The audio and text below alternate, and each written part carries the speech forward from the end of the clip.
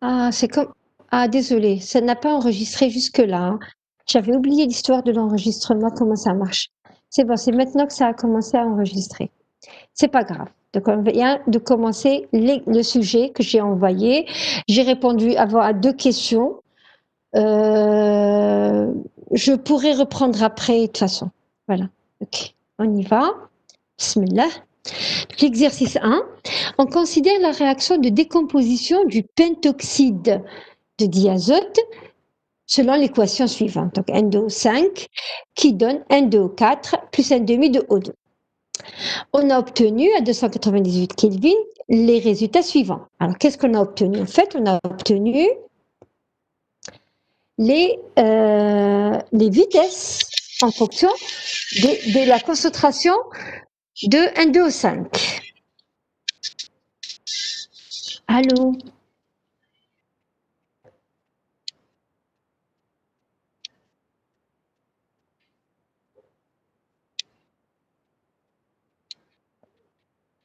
Ça marche? Ok.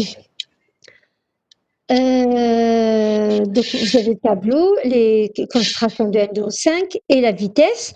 Alors ce ne sont pas les vitesses initiales, attention.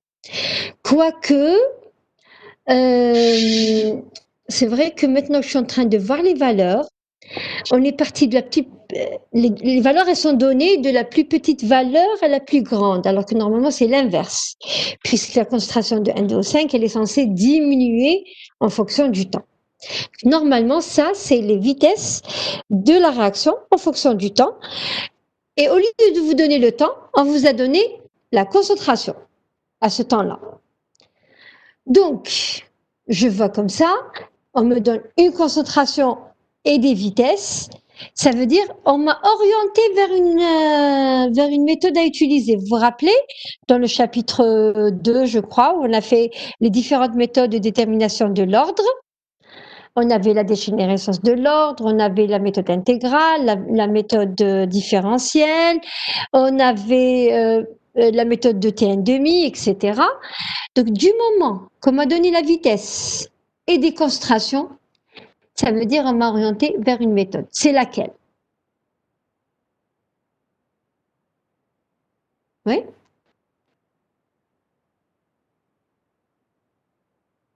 Non, non, c'est pas des expériences différentes. Oui, c'est très bien. Non. Si c'était des expériences différentes, voilà. C'est la méthode, on l'appelle la méthode différentielle ou la méthode de Van Hoff. D'accord? Ça s'appelle soit la méthode différentielle ou la méthode de Van Hoff. Regardez, vous avez N2O5, c'est pas zéro, c'est N2O5 tout court. Ce ne sont pas des concentrations initiales de N2O5. Et là, si c'était initial, j'aurais mis V0 ici. Et ça aurait été N2O5 0,1, V0,1, N2O5 0,2, V02, etc. Ce n'est pas le cas. Bien.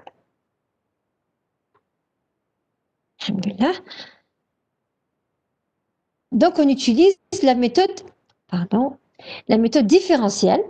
Ouais, ça s'appelle aussi la méthode de Van Hoff. C'est quoi la méthode différentielle? Est-ce qu'on peut faire V1 sur V2? Oui, on peut. Oui. Et on détermine à chaque fois, oui, on peut le faire. Oui, oui.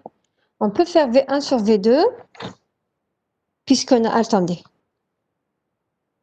Donc l'équation, c'est ça. L'équation de vitesse, c'est ça. V égale à moins D N2O5, voilà, sur dt égale à K N2O5 ellipsis alpha. Vous pouvez faire ça, comme dit votre camarade, il peut faire les rapports. Mais quel rapport faire dans ce cas-là? Regardez, je reviens vers le tableau. Ça veut dire que je vais faire V1 sur V2, ensuite V1 sur V3, ensuite V1 sur V4, je ne sais pas. Alors, il y a plus simple, c'est de faire tout simplement que log de V, c'est ça en fait la méthode différentielle, c'est d'écrire log de V égale log de K plus alpha log de N2O5. Et dans ce cas-là, si on trace ln de V en fonction de ln N2O5, on va trouver alpha, c'est la pente, et la constante de vitesse, c'est l'ordonnée à l'origine. Très, très simple. D'accord? Donc ça, c'est la première façon de faire. Il y a une autre façon aussi. Alors voilà, j'ai calculé ln de n2 au 5, ln de v, et j'ai tracé. Bon, moi ici, j'ai fait avec Excel, donc c'est vraiment pas un problème. Très facile, très rapide, il n'y a aucun problème.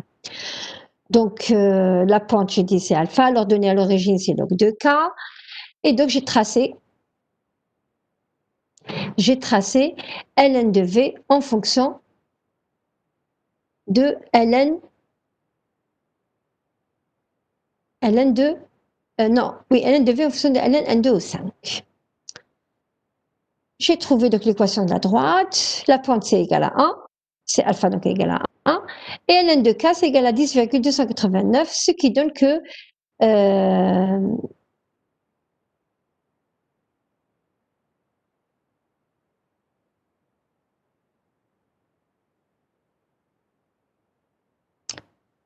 attendez, il y a un problème ici. K dispension 5 secondes moins 1, c'est très logique. Voilà comment on aurait pu faire. Maintenant, je vais vous donner des petites astuces pour être rapide à l'examen. Regardez avec moi, d'abord, moi, si j'étais étudiante, j'aurais jamais tracé les valeurs en négatif comme elles sont.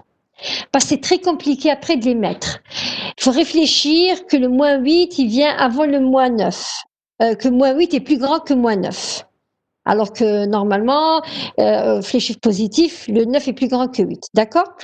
Donc pour m'affranchir de ça, moi j'aurais tracé moins ln de v en fonction de moins ln de n2 au 5. C'est-à-dire que j'aurais pris les chiffres en positif. Regardez avec moi. Voilà. Je trace moins ln de v. Est-ce que vous êtes avec moi sur la page où il y a les remarques? Très bien. Donc regardez bien avec moi. J'ai tracé moins ln de v en fonction de moins ln n2 au 5. D'accord? Et donc ça, c'est la première chose. Deuxième chose, quand je vois les valeurs, je reviens maintenant sur l'autre diapo pour voir les valeurs. Elles sont très rapprochées, regardez, que ce soit pour le x ou pour le y. Pour les x, ça varie entre 6,9 et 8,5. Et pour le y, ça varie entre 17 et 18. Très, très rapproché. Donc, pour faire quelque chose de bien éclaté, comme c'est fait par Excel, sur votre papier millimétré, il faudrait mettre l'origine, non pas à 0, 0, mais plutôt à moins 6 et moins 17. Bon, j'aurais pu prendre moins 6,5, mais c'est compliqué. Je préfère faciliter les calculs au maximum. Donc, regardez ce que je fais. Je prends l'origine à moins 6 et moins 17. Ou alors à 6 et 17, ce qui est la même chose. 6 et 17 si je suis en positif. Regardez pour l'échelle comment je le fais. Regardez pour l'échelle comment je fais. Pour l'axe des x, l'origine elle est à 6, d'accord? Et je vois quelle est la plus grande valeur. C'est le 8 et quelques. Elle est à combien du 6? Elle est à 2,517, puisque la plus grande valeur, c'était 8,517. Je reviens. Regardez, la plus grande valeur, c'est 8,517. Donc, elle est, par rapport à 6, elle est à 2,517. Donc, le 2,517, c'est la plus grande, c'est le plus grand écart. OK. Qu'est-ce que je fais? Je ne vais pas aller chercher un chiffre, je multiplie tout simplement par 10. Ça me donne 25,17. Et pour les points, je les place tous de la même manière. Regardez le premier point, je mets la valeur du point moins l'origine. Ça me donne 0,908. En plus, comme c'est juste 6,9 moins 6, ça va me donner 0,908. Je n'ai même pas besoin de calculatrice. Et 0,908 fois 10, c'est 9,08. Et je place le premier point à 9,08. Le deuxième point, pareil. Sur l'axe des Y, l'origine, elle est à 17. Et le plus grand point, je crois, il est à 18, Donc, l'écart entre l'origine et le dernier point, c'est 1,806. Pareil, c'est le plus grand écart, je le multiplie par 10. D'accord? Et pour les points, je les place. Le premier point, c'est 17,197 moins 17, qui est l'origine. Elle correspond donc, puisque là, j'ai multiplié par 10, là aussi, je multiplie par 10. 17,197 moins 17, ça donne 0,197, fois 10, c'est 1,97. J'ai même pas besoin de toucher ma calculatrice pour placer les différents points. D'accord? Madame, Oui. عندي question على l'ordonnée d'origine. Hein. كيفاش صبناه moins 10 alors dans le graphe بان لي بين moins 6 ou moins 7 في la page Ah, l'ordonnée à l'origine. Très, très bien. C'est une bonne question. L'ordonnée à l'origine, c'est l'intersection. اكتبوها شوفي ها. اكتبوها parce que c'est important quand même. ونزيدوا هكذا في الفيشير ما تدخلش لنا. نعاود. C'est une bonne question parce que vous confondez. معليش mais هكذا vous n'allez plus confondre. L'ordonnée à l'origine, c'est égal. Non, أنني فهمتك. Intersection. دوك شوفي كي تقراي معايا شوفي.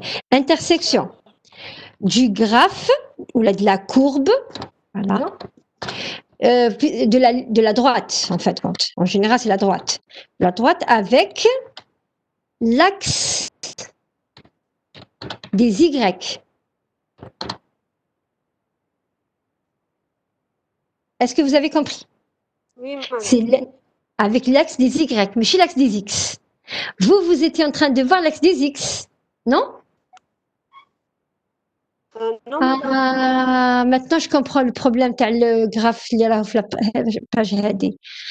Là, j'ai inversé, j'ai tracé LN. Ah, voilà. Là, il y a un problème. Hein. Après, je vais l'arranger.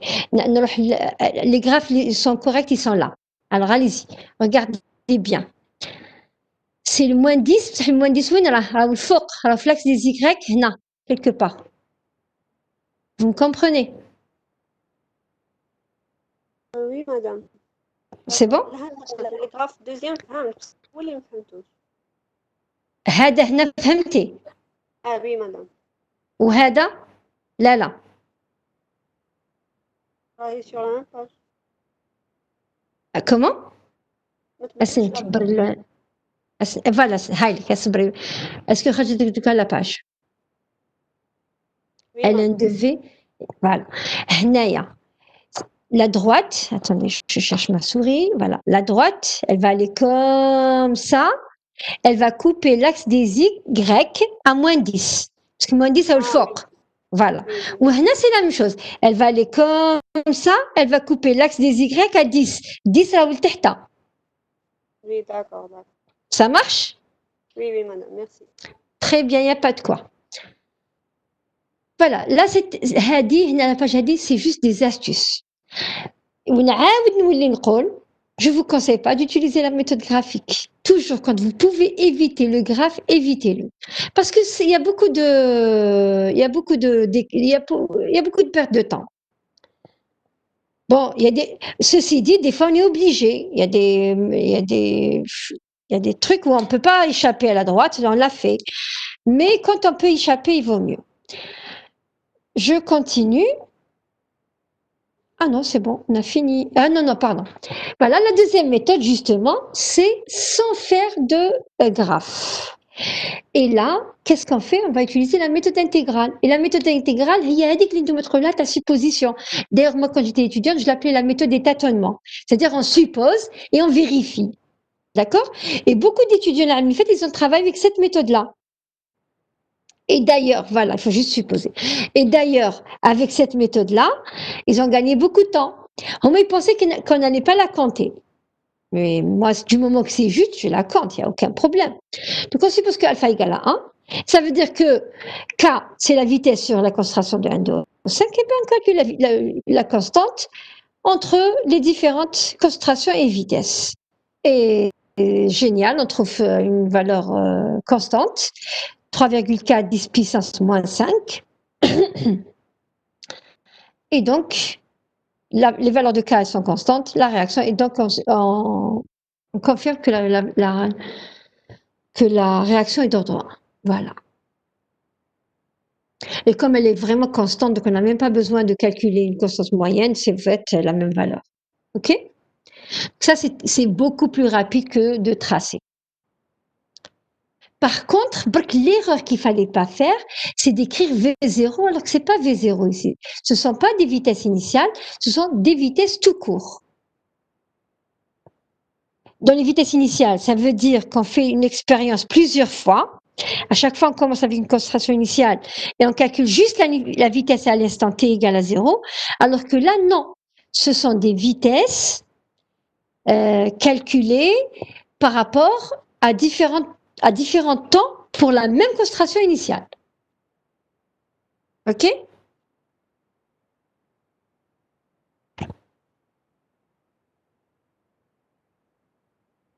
Voilà donc pour l'exercice 1, c'est tout ce qu'il y avait à faire. Il était très rapide, yani le haq. Et en plus, c'est facilement on ramassait les points. On peut y aller. Donc maintenant, l'exercice 2. L'exercice 2 aussi était facile. C'est vraiment pas compliqué. La seule chose qui pouvait, et encore, c'était même pas un piège, un chimiste ne peut pas considérer ça comme étant un piège. Vous êtes considérés, puisque vous êtes à la fin de votre formation de licence en chimie, vous êtes des chimistes. Donc, vous regardez un tableau de concentration. Et vous voyez que B et C, ce sont des produits de la réaction. Théoriquement, à T égale à 0, B et C égale à combien? Voilà. B et C, normalement, c'est égal à 0. Puisque, normalement, ce sont des produits. Sauf que des fois, le produit de la réaction, il existe dans le mélange, d'une façon ou d'une autre. Par exemple, des fois, le A qu'on achète, déjà dans le flacon du A qu'on achète, c'est déjà mélangé. Mélangé avec un produit d'une réaction donnée. Je ne sais pas, moi, vous achetez un aldéhyde qui est stabilisé par un alcool. Je suppose, je dis n'importe quoi, mais c'est juste pour donner un exemple. Et donc, si votre aldéhyde est stabilisé par l'alcool, ça veut dire que dans le mélange de l'aldéhyde, il y a déjà l'alcool. Si vous faites une réaction qui va donner l'alcool, eh ben, la concentration de l'alcool initiale n'est pas égale à 0.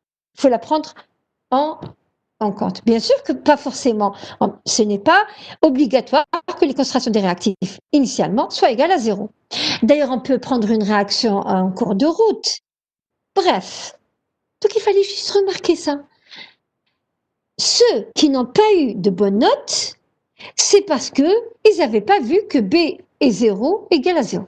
Ils se sont lancés dans les calculs sans prendre en compte que ça, c'est B0. Et donc ici, c'est Y, ce n'est pas Y directement, mais c'est Y plus B0. Et donc le 1,42 10-3, c'est pas le B formé, mais c'est 10-3 plus le B formé. Voilà. Pourquoi successives? Alors, les réactions successives. Non, on ne peut pas. Successive, ça veut dire quoi? Ça veut dire que les produits de la réaction.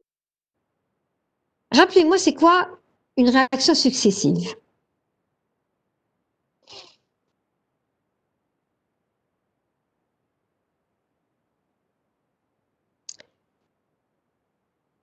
Ça veut dire que A, il donne B et B donne C. On a un intermédiaire, exactement. Ici, on ne sait pas, parce que bon, on nous a donné le temps jusqu'à 5000 minutes. Bon, 5000 minutes, c'est long, bien sûr, mais je n'en sais rien. On me donne une variation de B. Ah oui, maintenant j'ai compris pourquoi est-ce qu'elle parle de... Oui, mais là, on est à T égale à 0. La réaction, elle n'a démarré qu'ici. Donc, ça ne veut pas dire que ça, c'est le maximum de B. On ne peut pas avoir le maximum de B à T égale à 0. Non. Pour une réaction, ça, c'est juste que le B était présent avant le début de la réaction. Ça veut dire que ce B-là, il n'est pas formé par la réaction, ce 10 puissance moins 3 mol par litre n'ont pas été formés par la réaction, mais ils étaient présents là dès le début. Et pour le savoir, et pour en tenir compte, il faut en fait, il faut que je calcule B formé et j'enlève ce 10 puissance moins 3. Donc, toutes ces valeurs-là, je vais leur enlever moins 10 puissance moins 3. D'accord? Ok. Donc, c'était ça qu'il fallait voir. Après, une fois qu'on a vu ça, déterminer le mécanisme et l'ordre et les constantes, ça c'était un jeu d'enfant. Allons-y.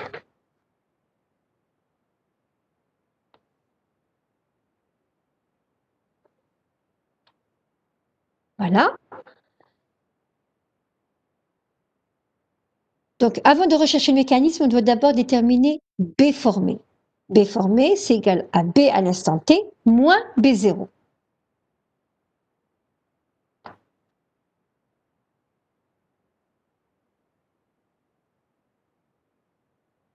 Exactement.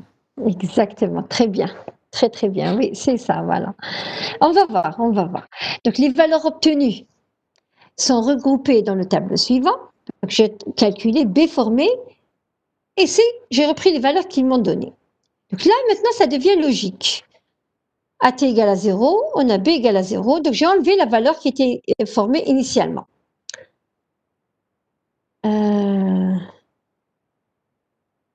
Oui, alors on va pas, non, on va enlever ça. Pardon, excusez-moi. Je vais enlever ça parce que je l'ai repris ailleurs. Voilà. Voilà, et on va aller ici.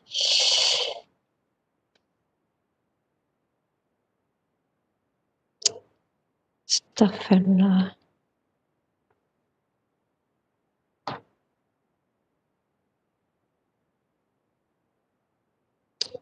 Est-ce que j'ai mis ça? Oh non.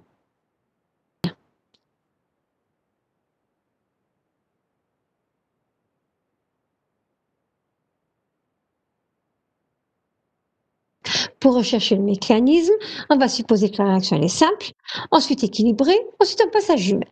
D'accord? Puisque si j'avais eu un des réactifs qui passait par un maximum, tout de suite j'aurais dit que c'est une réaction successive. Puisque ce n'est pas le cas, donc je ne peux rien dire pour le moment. Alors, si la réaction est simple, alors cette méthodologie, vous pouvez la suivre. On peut la suivre à tout moment. Regardez. Si la réaction était simple, j'aurais écrit ça. AT égale à 0, on a A0.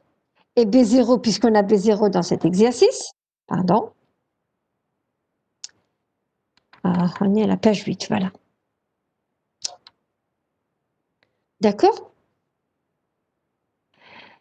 Et à T, on a A0 moins X, B0 plus X et X pour C. Et à l'infini, puisque c'est une réaction simple, eh ben on aura épuisement de A. Et à la fin, on aura B0 plus X l'infini et X l'infini. Et qu'est-ce que je remarque? Je remarque que normalement, le B formé, qui est égal à X, et le C formé, qui est aussi égal à X, ils sont égaux. Donc normalement, le rapport de B formé, puisqu'on m'a donné les concentrations de B et de C, normalement, le rapport de B formé sur C formé est égal à 1. Ou alors, B formé est égal à C formé. Et cette condition, elle est la même pour la réaction équilibrée. Regardez, si la réaction est équilibrée, c'est la même chose. Ce qui va changer, c'est juste que à T l'infini, A n'est pas égal à 0. C'est égal à A0 moins X l'infini. Mais à tout moment de la réaction, on doit avoir que le B formé est égal au C formé. Or ça, c'est pas le cas. Quand je regarde, je suis revenue sur la page 7. Voilà. Quand je regarde, je vois que B et C sont différents. Donc, ce n'est ni une réaction simple, ni une réaction équilibrée. Ce qui reste, c'est la réaction jumelle maintenant. On y va, la réaction jumelle. J'écris et je tiens en compte toujours le fait que j'avais un B0 au début. Comme moi, j'ai les B formés et le C formé, donc je vais travailler avec B formé et C formé. Bon, ici, j'ai fait le rapport B sur C, mais après, vous allez voir que j'ai fait C sur B. Vous allez voir, je vais vous dire pourquoi. C'est la même chose de toute façon. Alors, B sur C, c'est Y sur Z. Est-ce que tout le monde suit ici? B formé sur C formé, c'est Y sur Z. Si c'est une constante et que c'est différent de 1, la réaction est jumelle du même ordre. D'accord? Et dans ce cas-là, Y sur Z, c'est tout simplement K1 sur K2. K1 étant la constante de la réaction 1 et K2 la constante de la réaction 2. Bien sûr, B formé, c'est B moins B0, c'est Y, et C formé, c'est Z. Très bien. C'est ce que j'ai fait. Donc, je suis allée, pardon, voilà. J'ai fait le B formé, le C, et j'ai fait Z sur Y et non pas Y sur Z. Pourquoi? Parce que j'ai commencé d'abord par faire Y sur Z. Elles sont constantes, mais elles sont pas, c'est pas visible. Parce que voilà, vous allez trouver 115, ensuite 116, ensuite 118. Parce que le truc, c'est quoi? C'est que les valeurs de C par rapport à B, elles sont beaucoup plus faibles. Regardez, le C par rapport au B, elles sont beaucoup plus faibles. Elles ne sont pas du même ordre. Donc, quand vous avez ça, qu'est-ce que vous faites? Vous faites toujours le petit sur le grand et non pas l'inverse. Voilà, l'astuce. Le petit sur le grand. Bien sûr, on aurait pu faire, oui, Y sur X. Bien sûr, on aurait pu faire ça aussi. Bien sûr, oui, oui. Moi, j'ai préféré travailler avec les valeurs qu'ils m'ont données. Comme ça, pourquoi j'ai fait ça? Parce que je suis en examen, d'accord? Les valeurs de B et de C, elles sont données, elles sont là. Et donc, si j'ai pas le temps, j'ai le temps juste de faire les rapports, eh ben je gagne déjà 1 point ou 2 points, je ne sais pas sur combien. Alors que si j'attends de calculer le X, je vais perdre du temps à calculer X. Et dans ce cas-là, j'aurai pas le temps de faire les rapports. Et on va pas me noter. Vous voyez l'astuce? Je fais le maximum. Un examen, je ramasse des points. Avant l'examen, je comprends, j'assimile bien. Je fais les choses lentement, le plus lentement possible pour bien assimiler, pour bien comprendre. À l'examen, c'est pas le moment de réfléchir et de faire. Non, c'est le moment de ramasser des points. Donc, je fais le maximum. D'accord? Ok, donc c'est pour ça que j'ai fait ça. Et je vous ai dit, donc, quand vous avez des concentrations qui ne sont pas du même ordre, ou je m'attends du même ordre, معناتها وحدة راهي كيما هنايا وحده 10-3 والاخرى 10-5 ولا 10-6 دونك بيناتهم سواء 1000 سواء 100 ماهوش du même ordre. Du même ordre حب يقول وحده 3,5 الاخرى 2,1 donc c'est راهم في dizaines في زوج. Vous comprenez, le rapport بيناتهم n'est pas supérieur à 10. Voilà. هذه هي واش معناتها du même ordre. Bien. Donc Z sur Y, je remarque que c'est assez stable. Effectivement, donc c'est une constante. Et donc, j'ai 2 réactions jumelles avec le même ordre. Et j'ai la valeur de K2 sur K1. C'est la moyenne de ces valeurs-là. J'ai fait la moyenne et j'ai trouvé 0,084. Ça n'a pas d'unité puisque c'est un rapport de constante de vitesse. Ok? C'est bon. Maintenant, il me reste, ça y est, j'ai déterminé le mécanisme. La première question, donc ça y est, je l'ai réglé. Il me reste maintenant juste la question de déterminer K1 et K2. Et là, ça devient facile. On a que donné la réaction jumelle. On avait vu que la vitesse, en fin de compte, elle s'écrit par rapport au réactif A. Bon, ça, c'est juste une répétition. Après, je vais arranger tout ça.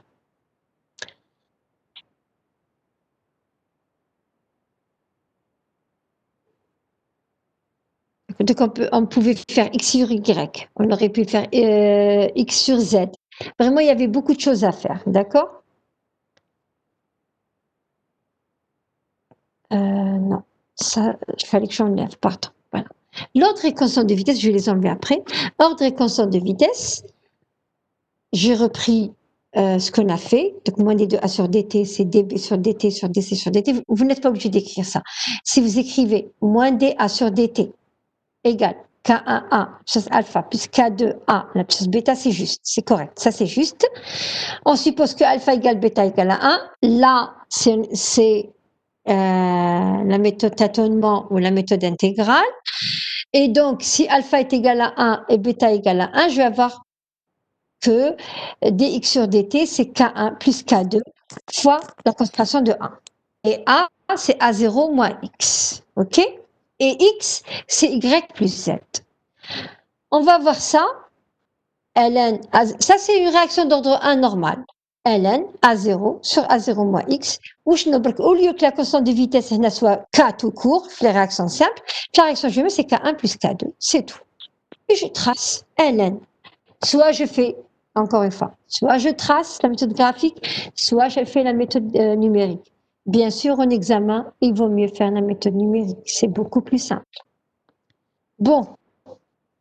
Donc, je calcule ln A0 sur A0 moins X. J'ai tracé. Alors, il y a un petit problème ici.